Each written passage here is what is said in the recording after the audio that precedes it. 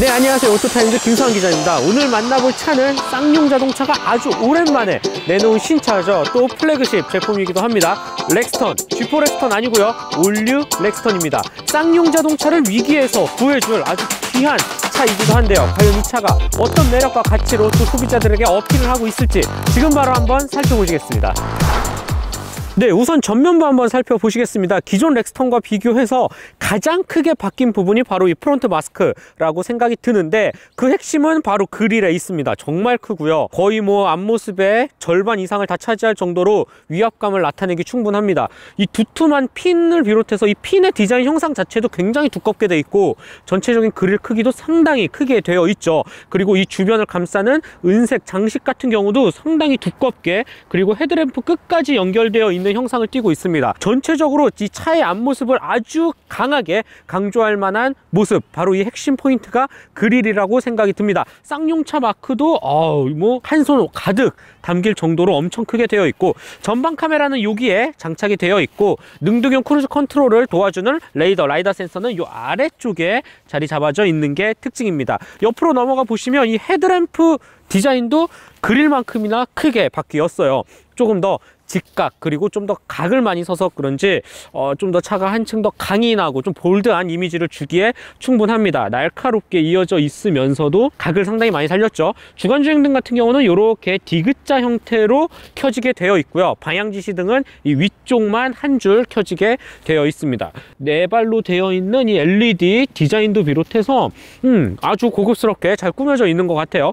또 이 아래쪽으로 넘어와 보면 다양하게 굴곡을 줘서 상당히 입체적으로 표현한 이 범퍼의 형상도 특징으로 꼽을 수가 있겠습니다. 여기 LED 안개등이 자리 잡아져 있고, 이 아래쪽에는 크롬 도금을 써서 그런지 한층 더 고급화를 강조한 게 눈에 띕니다. 확실히 이 전면 마스크 정말 크게 많이 바뀐 만큼 차의 가치, 그리고 렉스턴이 조금 더 환골탈태했다라는 모습, 그 표현을 아주 잘 보여주고 있는 게 특징입니다. 옆을 한번 살펴보도록 하겠습니다. 뭐 길이 4.8m, 높이도 1900mm, 거의 뭐 2m에 가깝고요. 휠베이스 역시 2865mm에 달하기 때문에 엄청 큰 대형 SUV입니다. 시각적으로도 커요. 정말 크고, 제가 좀 키가 작아서 그런데 더 커 보이게 느껴지기도 합니다.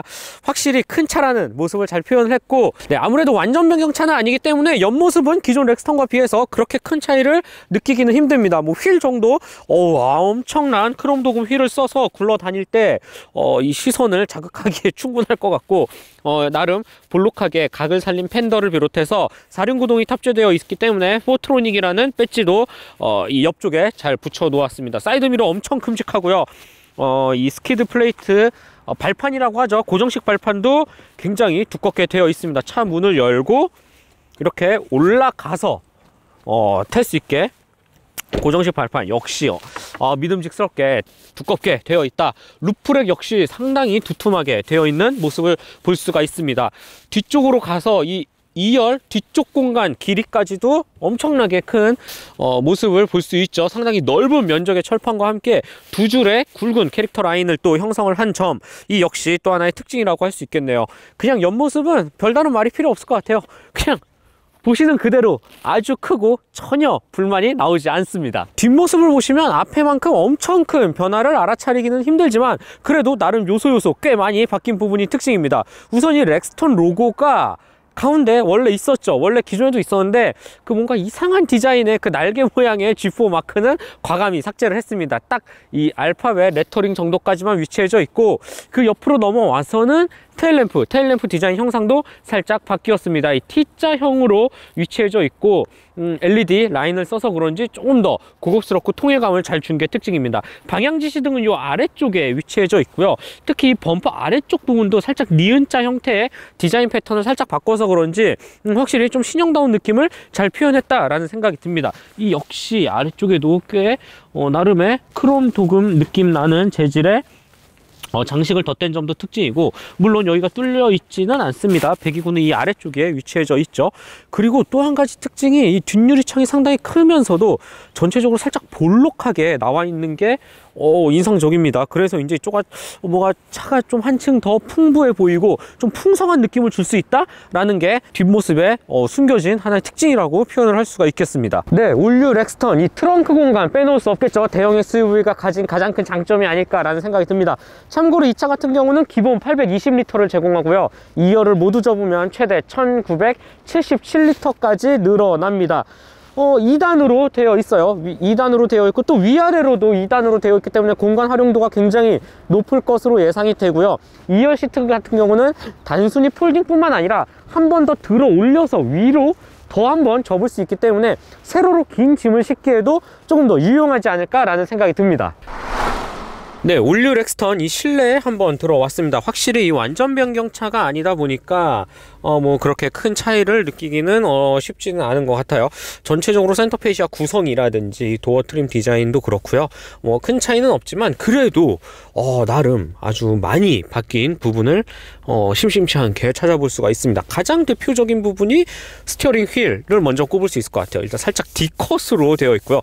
대형 SUV의 D컷 스티어링 휠 되게 신선하게 다가옵니다. 이 안쪽 이 패턴 스포크 디자인 같은 경우도 조금 더 각을 많이 사용해서 그런지 좀 남성다운 이미지를 잘 표현을 한 것 같고, 이 버튼류의 디자인 전체적으로 스티어링 휠, 패드 시프트까지 아예 통째로 달라진 아주 중요한 실내의 변화 포인트라고 생각이 듭니다. 안쪽으로 들어와서 디지털 계기판, 드디어 풀 디지털 계기판이 렉스턴에도 장착이 되어 있습니다. 기존에는 이제 바늘 계기판이 양쪽에 위치해져 있었고 좀 나름 큰 액정창이 있었는데 이번에는 완전히 풀 디지털 계기판으로 되어 있어요. 구성이라든지 이 숫자의 굵기, 폰트라든지 저는 개인적으로 이 쌍용차의 풀 디지털 계기판 정말 마음에 들어하는 구성인데, 한 가지 아쉬운 점은 이렇게 화면이 조금 더 그래픽이 넘어가는 과정이 그렇게 빠르거나 매끄럽지만은 않습니다. 살짝 한 반박자 쉬고 반응을 하는 것 같아요. 이런 부분은 살짝 아쉬운 것 같고, 센터페시아 가운데로 넘어와 보죠. 나름 큼직한 모니터를 비롯해서 쌍용차의 최신 인포테인먼트 시스템 탑재되어 있습니다. 이 아래쪽 공조장치 버튼은 확실히 큰 차답게 버튼류도 상당히 큼직하게 되어 있어요. 직관적으로 딱딱 누를 수 있게 온도 조절이라든지 바람이 나오는 위치 같은 경우도 나름 큼직큼직하게 되어 있는 것이 특징입니다. 네, 이 신형 렉스턴의 가장 큰 특징 바로 이 센터 터널이 아닐까라는 생각이 듭니다.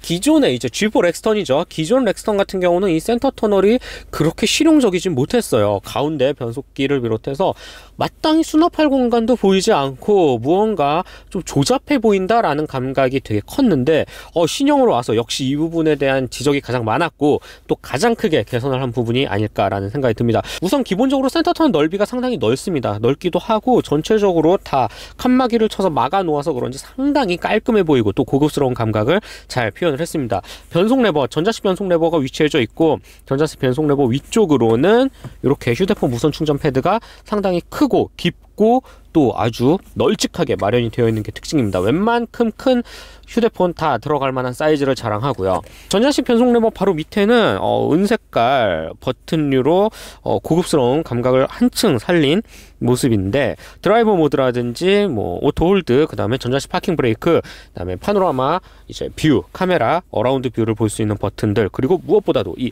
파트타임 4륜 구동 시스템을 조작할 수 있는 버튼까지, 조그 다이얼까지 아주 일목요연하게 만들어져 있는 게 특징입니다. 솔직히 이 부분만 봐서는 정말 박수를 아끼고 싶지 않고 아주 크게 또 매우 잘 이상적으로 바뀌었다 라는 생각이 듭니다. 그래, 이 정도는 바뀌어야, 이 정도 구성은 해줘야 그래도 대형 SUV 타는 맛 나지 않을까, 플래그십 라인업 타는 맛 나지 않을까 라는 생각이 드네요. 아주 특급 칭찬할 부분이 아닐까 라는 생각이 듭니다. 이외에 몇 가지 소재 부분에서도 조금 변화를 볼 수가 있는데, 살짝 다크한 초콜릿 계열의 가죽 이 트림을 도어라든지 대시보드 센터페시아 쪽에 좀 심어 놓았고, 이 패턴 같은 경우도 기존에는 단순히 그냥 격자였거든요. 그래서 약간 눈에 띄는 느낌이 났는데 이런 거 같은 경우는 그래도 조금 나름 이 스티치 패턴을 좀 다양화해서 그런지 좀 눈에 보는 맛이 확실히 있어요.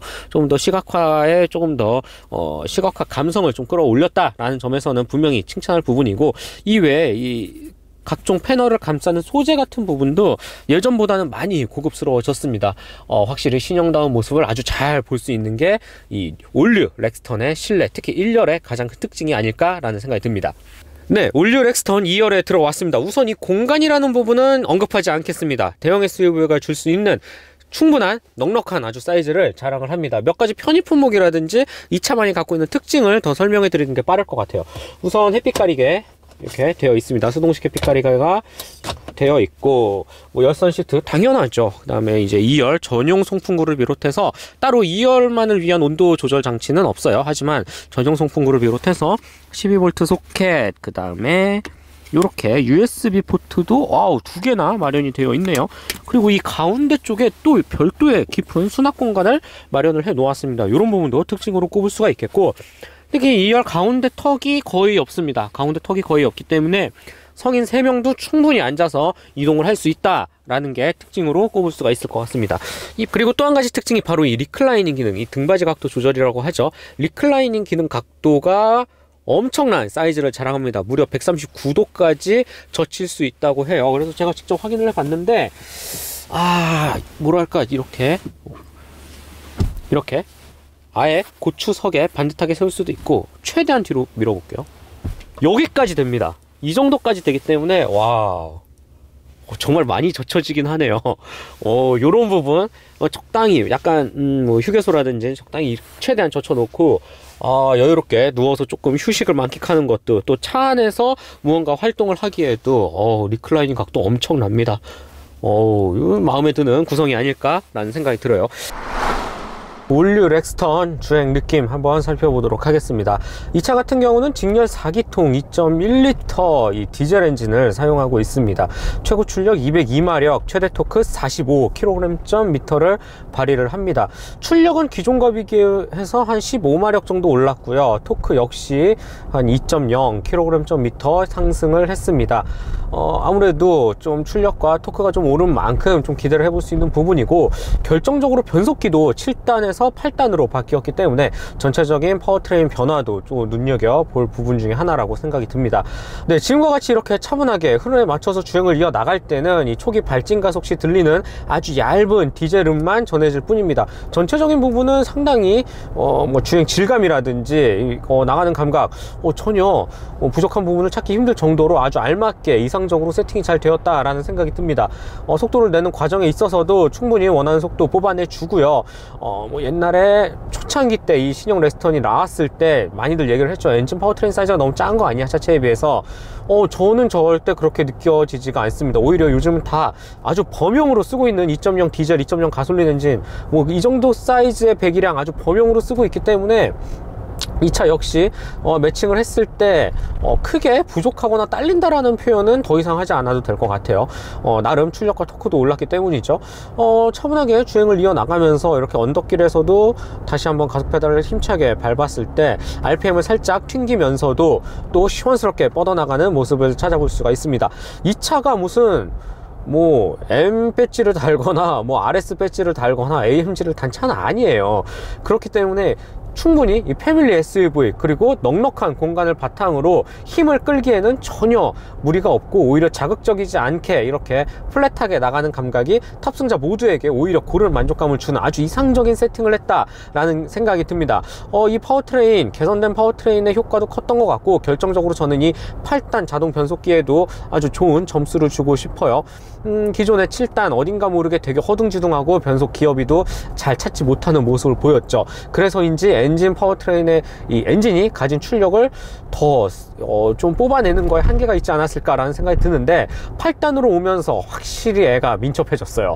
빠릿빠릿해졌고, 그렇기 때문에 전체적으로 속도를 올리고 또 감속을 하고 다시 재가속을 하고 여러 가지 과정을 반복하는 데 있어서 매끄럽게 아주 잘 속도를 이어나간다라는 생각이 듭니다.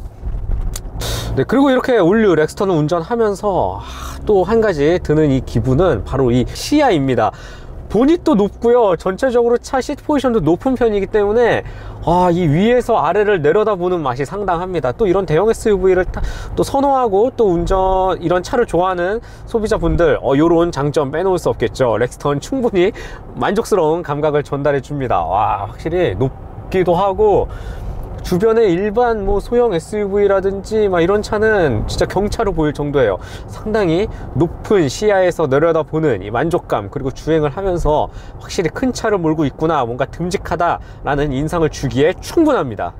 네, 그리고 지금과 같이 이렇게 약간 잘 포장되어 있는 것 같지만 곳곳에 맨홀 뚜껑이 보이고 살짝 B급 도로가 연결되어 있는 이런 국도를 달리고 있을 때 확실히 프레임 바디에서 오는 이 아래에서 통통통통 거리는 이 승차감은 뭐 무시할 수 없겠죠. 기본적인 구조적인 한계는 드러납니다.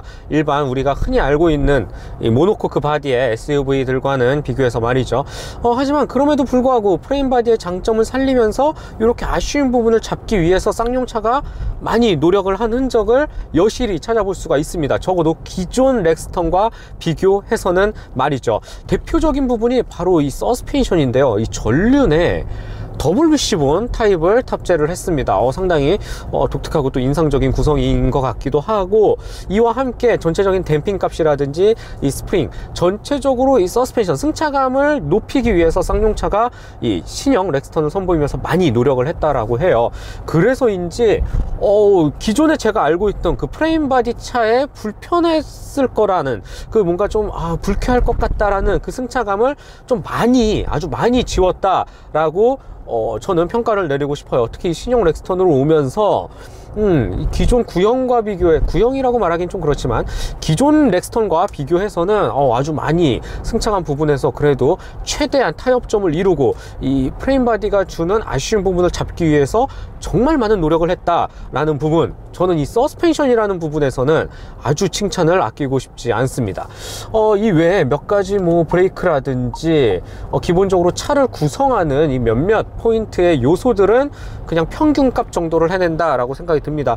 제동력 같은 경우도 이 엔진 202마력의 2.0L 디젤 엔진, 2.1L죠. 2.1L 디젤 엔진을 세우기에는 전혀 무리 없이 알맞게 세팅이 되었다라고 표현을 드리고 싶고, 넘치거나 모자라지 않게 적당한 수준에서 타협을 많이 이뤄냈다라는 생각이 듭니다. 패밀리 성격 짙은 SUV답게 이런 차를 가지고 뭔가 사랑하는 사람들과 좀 장거리 여행을 떠나는 소비자분들도 많을 것 같습니다. 그래서인지 이 반자율 주행 시스템 더더욱 중요하게 느껴지는데, 올류 렉스턴 역시 아주 폭넓은 쌍용차가 갖고 있는 거의 모든 반자율 주행 기능이 다 탑재되어 있는 게 특징입니다. 차간거리 당연히 되고요. 스티어링 휠도 알아서 차선에 맞춰서 조향을 해주죠. 저는 개인적으로 특히 이 반자율 주행 시스템 아주 마음에 들었고 또 유용하게 사용을 하고 있습니다. 지금도 마찬가지인데요. 왜 그러냐면 특히 스티어링 휠을 잡아주는, 차선을 알맞게 계속 이동을 하면서 스티어링 휠을 잡아주는 이 시간이 꽤 길어요. 운전자가 운전대를 잡으라고 알려주기까지 본인이 알아서 주행을 하는 시간이 타사에 비해서 상당히 길기 때문에 지금과 같이 꽤 오랜 시간 두 손을 놓고 있어도 차가 알아서 스티어링 휠을 잘 잡고 차간거리까지 맞추면서 주행을 하는 모습을 볼 수가 있습니다. 정말 너무 짧게 계속 스티어링 휠을 잡으라고 알려주는 다른 브랜드에 비해서는 뭐랄까 조금 더 한결 자유도가 좀 높아지는 것 같고, 정말 이 자율주행 시대가 오지 않나, 정말 완전 자율주행 시대를 또 한번 기대해 보게끔 만드는 또 요소가 아닐까 싶습니다. 이제야 경고음이 또 알려주네요. 이렇게 생각보다 라이벌에 비해서 살짝 좀 긴 이 시간 하나의 특징으로 꼽을 수가 있을 것 같고요. 지금과 같이 이렇게 곡률이 심한 곳을 만났어도 앞차와의 거리를 잘 유지하면서 아주 자연스럽게 꺾어줍니다. 무언가 확 틀지 않아서 그런지 조금 더 불안한 마음도 확실히 줄어들고요. 조금 더 운전자에게 좀 더, 그리고 이 탑승자에게도 믿음을 주기에 충분한 반자율주행 시스템이 아닐까 싶습니다. 일단 기본적으로 시간이 길기 때문에 상당히 편하네요. 편하고 매력도 더 한층 높아지는 것 같네요. 올류 렉스턴 이 와인딩 로드에서의 만족감은 그렇게 크지는 않습니다. 일단 스티어링 휠 반응이 그냥 무던하고요. 그리고 전체적인 이 댐핑, 특히 롤이 좀 심하기 때문에 뭔가 좀 와인딩 로드에서 엄청 적극적으로 차를 휘어 감거나 잡아 돌리기에는 한계를 보이는 게 사실입니다. 지금과 같이 이렇게 조금 더 언덕길을 좀 빠르게 스티어링 휠을 꺾으려고 노력을 해도 전체적인 차가 가진 높이가 있고요. 그 다음에 좀 더 이 무게중심이라든지 전체적으로 상당히 껑충하기 때문에 이렇게 적극적으로 스티어링 휠을 돌리기가 살짝 겁이 날 정도예요. 이게 롤링 현상이 전체적으로 좀 어느 정도 있어서 빠르게 차를 잡아 돌리는 용도로 다루기에는 분명히 한계가 있고, 그렇게 다루는 소비자는 없기를 바라겠습니다. 스티어링 휠 감각도 적당히 묻어나면서 딱 알맞게 원하는 만큼만 차분하게 천천히 반응을 하기 때문에 즉각적으로 무언가 정확하게 딱딱 잡아서 차를 잡아 돌리기에는 한계를 보이는 게 사실입니다. 이런 롤 충분히 감안하고 차선을 변경하거나 코너를 진입할 때 미리 여유롭게 한 템포 쉬어서 코너를 공략하는 게 조금 더 나은 선택이지 않을까라는 생각이 들고, 물론 이렇게 적극적으로 이 차를 구입하고 코너를 질주하는 소비자는 없으리라 봅니다. 차가 가진 컨셉, 그리고 조금 더 여유롭게 크루징에 초점을 맞췄다라는 점에서는 단점으로 치부가 되진 않지만, 그래도 조금만 더 타이트하게 좀 조여줬으면 어땠을까 하는 아쉬움이 남기도 하네요. 네, 그리고 이 디젤 엔진 하면 환경을 빼놓을 수 없을 텐데요. 특히 이 유로6라는 아주 강화된 엄격한 배출 기준에 맞춰서 제조사들도 큰 노력을 하고 있는 게 사실입니다. 때문에 옛날 디젤차가 아니라 요즘 디젤차도 충분히 친환경을 잘 이뤄낼 수 있다라고 평가를 받고 있습니다. 그 중심에는 이 선택적 환원 촉매제 SCR 방식이 사용이 되고 있습니다. 그리고 이 SCR 방식을 도와주는 아주 큰 역할을 하는 게 바로 이 요소수입니다. 요소수는 말 그대로 요소와 물로 같이 결합되어 있는 하나의 화학 물이라고 생각하시면 되는데요. 이 요소수가 SCR을 거쳐 이 배기가스로 통해지는 과정에서 질소산화물이라고 하죠. 이 아주 나쁜 환경 물질을 이 요소수를 가운데 뿌려줌으로써 최대한 정화를 시키고, 또 친환경 최대한 배출가스 수치를 낮춰서 내보내는 정말 생명수와도 같은 역할을 합니다. 지구의 입장에선 말이죠. 이 요소수, 특히 요즘 나오는 디젤차의 경우 유로6에 대응하기 위해서는 SCR 방식을 사용해야 하고, 요소수 역시 굉장히 중요하게 또 여겨지고 있는 만큼 디젤차를 구입하는 소비자들 역시 어느 정도 한 번쯤은 들어보셨을 법한 단어이기도 합니다. 특히 요소수 아주 가장 많은 사람들에게 선택을 받고 있고, 또 브랜드들 역시 최대한 많은 브랜드들이 또 선택하고 있는 요소수가 하나 있습니다. 바로 롯데 정밀화학에서 만든 유록스인데요. 유록스 요소수 같은 경우는 최근에 3.5리터 휴대용 용량으로 출시가 또 된 만큼 트렁크에 넣고 언제든지 쉽게 마개를 열고 넣을 수 있다라는 또 이런 장점이 있습니다. 패키징용으로도 상당히 뛰어나고요. 실제로도 그렇기 때문에 많은 소비자들 그리고 제조사들한테 사랑을 받고 있는 것도 사실입니다. 현대기아차를 비롯해서 BMW, 벤츠라든지 아니면 타타데우, 스카니아 등 상용차, 승용차 막론하지 않고 아주 다양한 브랜드들이 순정 요소수로 채택하고 있는 것이 바로 이 유록스입니다.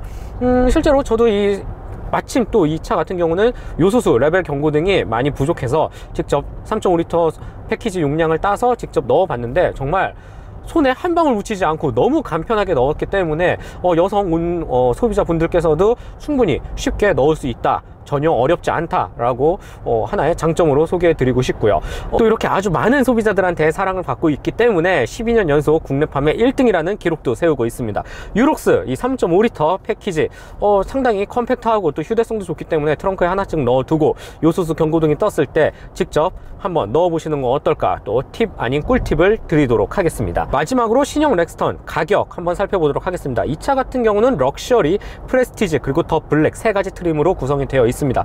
더 블랙 같은 경우는 아주 올블랙으로 꾸며서 더 한층 존재감을 뿜어내는 게 특징인데요. 가격대 같은 경우는 3,600만원 후반부터 4,900만원 사이에 포지션이 되어 있습니다. 나름 베리에이션이 크죠. 세 가지 트림밖에 안 되는데, 그리고 참고로 지금 타고 있는 이 시승차 같은 경우는 프레스티지 트림으로 가장 많은 소비자분들이 선택하고 있는 트림이기도 합니다. 4,100만원대에 형성이 되어 있습니다. 4,000만원 초반 가격에 한 브랜드의 플래그십 라인업을 구입할 수 있다. 그리고 차가 주는 기본적인 크기, 그 다음에 공간 활용성이라든 부분, 다양한 부분, 그리고 특히 안전, 반자율주행 시스템, 앞서 말씀드린 것처럼 참 인상 깊었고 아주 활용도가 높을 거라고 생각이 들고요. 전체적으로 어느 곳 하나 부족한 부분이 없을 정도로 아주 매력적이고 또 상품 구성이 탄탄하다라는 생각이 듭니다. 신형 렉스턴, 올류 렉스턴과 함께 실제로 반응이 굉장히 좋다고 하거든요. 사전 계약 대수도 많고요. 이 쌍용차의 다시 한번 이 위기를 또다시 기회로 살릴 만한 아주 효자 차종이 될 거라고 저는 믿어 의심치 않은 것 같아요. 그만큼 쌍용차 라인업 중에서는 상당히 인상 깊었고 또 좋은 만듦새를 보여준 차가 아닐까 싶습니다. 네, 모토타임즈 김서환 기자였습니다.